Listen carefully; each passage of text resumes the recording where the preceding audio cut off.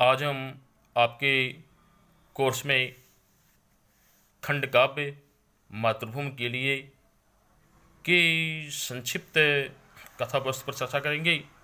मातृभूमि के लिए जो है कवि डॉक्टर जयशंकर त्रिपाठी द्वारा रचित है और डॉक्टर जयशंकर त्रिपाठी ने मातृभूमि के लिए खंड काव्य में जो है चंद्रशेखर आजाद के जीवन, संघर्ष एवं उनकी शहादत के विषय में वर्णन किया है।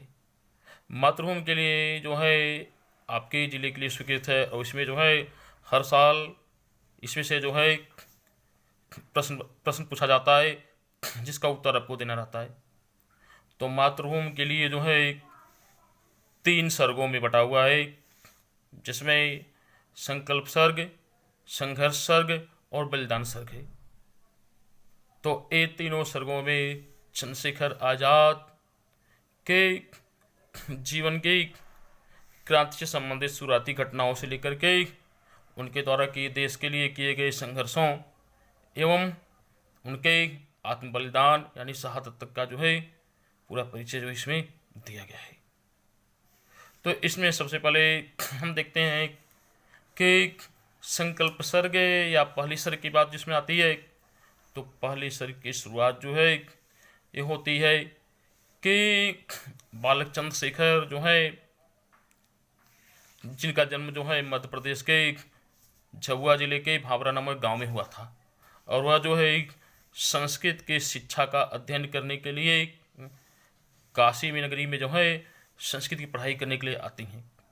और उसी समय जो है जब चंद्रशेखर किशोर उम्र के थे, तो उसी समय पढ़ाई के दौरान ही जो है जलियांवाला बाग हत्याकांड हो जाता है।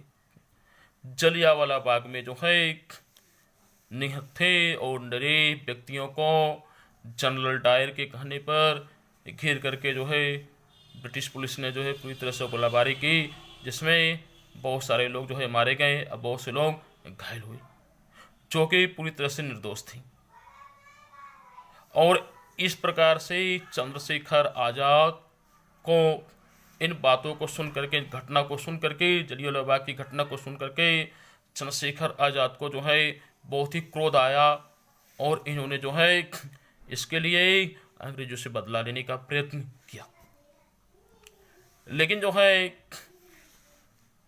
उसी समय महात्मा गांधी ने अंग्रेजों का असहयोग करने के लिए असहयोग आंदोलन चलाया। चंद्रशेखर आजाद महात्मा गांधी के आंदोलन में सम्मिलित हो गए और उन्होंने उनके आंदोलन में चढ़ कर हिस्सा लिया। अन्य क्रांतिकारियों के साथ साथ चंद्रशेखर आजाद को भी जो है अंग्रेजों द्वारा गिरफ्तार कर लिया गया और उस गिरफ्तारी के समय को गिरफ्तार करके मजिस्ट्रेट के सामने पेश किया गया। तो मजिस्ट्रेट ने जब इनसे इनका नाम पूछा तो इन्होंने अपना नाम आज़ाद, पिता का नाम स्वाधीन, अपना पता यानी घर जो है जेल खाना बताया, जिसके एवज में जो है खुद होकर मजिस्ट्रेट ने इनके बालपन को देख करके इन्हें कोड़े लगाने की सजा दी। और इस प्रकार से चंद्रशेखर आजाद का पहली बार जेल से सामना हुआ।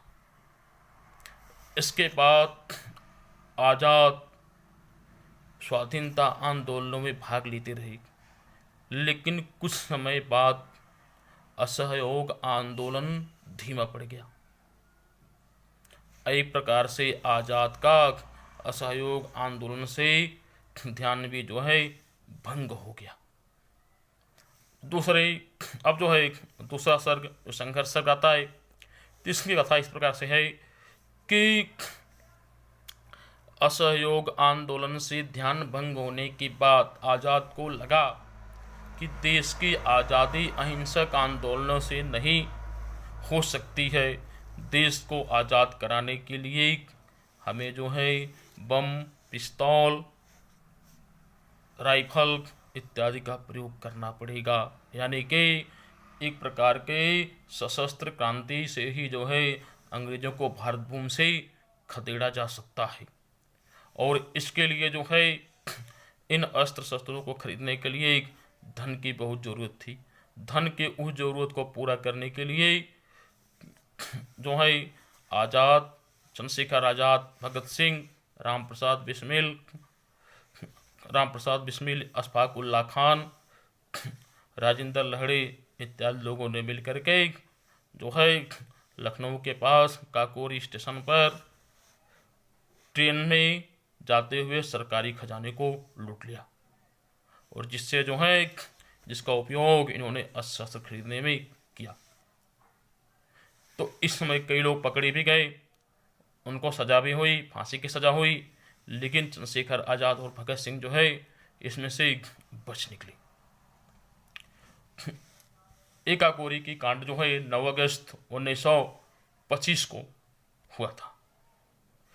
उसके बाद जो है भारतीयों की स्वाधीनता के मांग को देखते हुए या भारतीयों के असंतोष के कारणों की जांच करने के लिए अंग्रेज सरकार ने एक कमीशन का गठन किया। 1928 ईस्वी में एक कमीशन का गठन किया जिसका नाम साइमन कमीशन रखा गया। साइमन कमीशन के सभी सदस्य जो थे अंग्रेज थे, इस नाते भारतीय नेताओं ने उसका जमकर विरोध किया। पूरे देश में उस दिन जमकर हड़ताल हुआ, क्योंकि भारतीयों को लगा कि इसके सारे सदस्य अगर अंग्रेज रहेंगे तो जो है ये हमारे साथ न्याय नहीं करेंगे। और साइमन कमीशन के विरोध में जो है लोगों ने विरोध किया। उस समय उन विरोध में लाला लाजपत राय के नेतृत्व में जो है आंदोलन हुआ। उस आंदोलन को दबाने के लिए अंग्रेज सरकार ने लाठीचार्ज किया। इसमें लाला लाजपत राय घायल हो गए और उनकी जो है कुछ दिनों बाद उनकी मृत्यु हो गई, जिससे क्रांतिकारियों का खून पूरी तरह से खौल उठा और क्रांतिकारियों ने उस अंग्रेज पुलिस स्कॉट को सबक सिखाने का निर्णय लिया। लेकिन स्कॉट के भ्रम में सैंडर्स मारा गया, सैंडर्स नामक पुलिस मारा गया। इससे अंग्रेजों को क्रांतिकारियों के विरुद्ध जो है एक कार्रवाई करने का जो है बहाना भी मिल गया और अंग्रेजों में प्रकार से भीषण खौफ भी व्याप्त हो गया।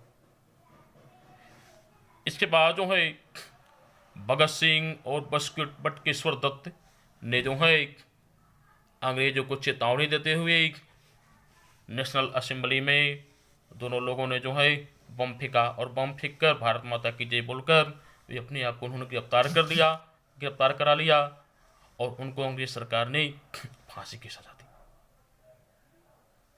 तो इसके बाद जो है तीसरा बलिदान सर्ग शुरू होता है। तीसरा सर्ग बलिदान सर्ग में ये है कि चंद्रशेखर आज़ाद देश को आज़ाद कराने के लिए पूरी तरह से जो है आज़ादी के कार्य में संलग्न थे।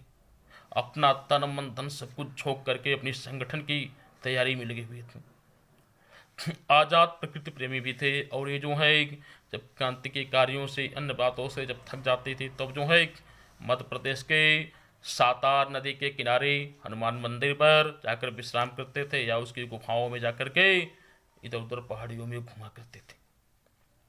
कुछ समय पश्चात जो है फूलबाग में एक सभा हुई और जो है उस सभा में गणेश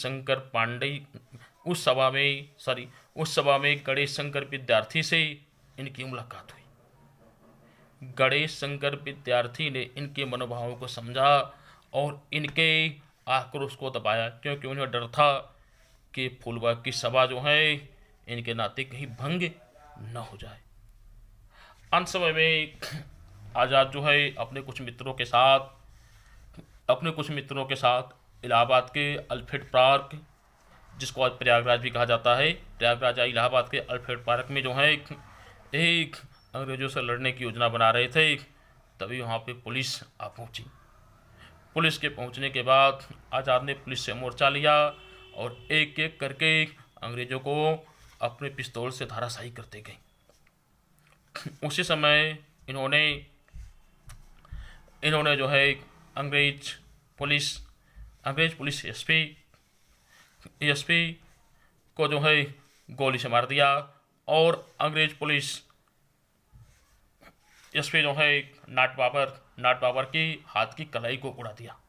और इस तरह से लड़ते लड़ते इन्होंने जब देखा कि इनके पिस्तौल में मात्र आखिरी गोली बची है तो उन्होंने उस पिस्तौल को अपनी कनपट्टी पर रख करके स्वयं को गोली मार लिया। जिससे अंग्रेजों के हाथ में पकड़े न जाए। इस प्रकार हम देखते हैं कि इन तीनों सर्गों में चंद्रशेखर आज़ाद के जीवन की महान गाथा भरी हुई है, जो राष्ट्रीय आंदोलन में आने वाले युवाओं के लिए प्रेरणा का स्रोत बनी। तो यही जो है मातृभूमि के लिए खंड काव्य के कथा वस्तुओं या संक्षिप्त कथा यही है, और इसको इस तरह से इसको लिखा जाएगा।